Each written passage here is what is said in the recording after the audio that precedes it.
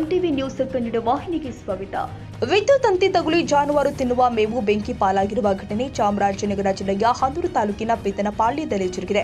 ಚಾಮರಾಜನಗರ ಜಿಲ್ಲೆಯ ಹಂದೂರು ತಾಲೂಕಿನ ಬೆದ್ದನಪಾಳ್ಯ ಗ್ರಾಮದ ಸಮೀಪ ಜಾನುವಾರುಗಳಿಗೆ ಮೇವು ಸಂಗ್ರಹಣೆಗಾಗಿ ಈಚರ್ ವಾಹನದಲ್ಲಿ ರವಾನೆ ಮಾಡ್ತಾ ಇದ್ದ ವೇಳೆ ಆಕಸ್ಮಿಕವಾಗಿ ವಿದ್ಯುತ್ ತಂತಿ ತಗುಲಿ ಬೆಂಕಿ ಹೊತ್ತಿಕೊಂಡ ಘಟನೆ ಜರುಗಿದೆ.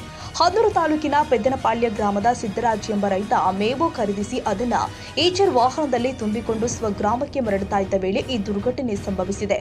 ಚಲಿಸ್ತಾ ಇದ್ದ ವಾಹನಕ್ಕೆ ವಿದ್ಯುತ್ ತಂತಿ ತಗುಲಿ ಕ್ಷಣಾರ್ಧದಲ್ಲಿ ಬೆಂಕಿ ಹೊತ್ತಿಕೊಂಡು ಮೇವು ಧಗಧಗ ಅಂತ ಉರಿದಿದೆ.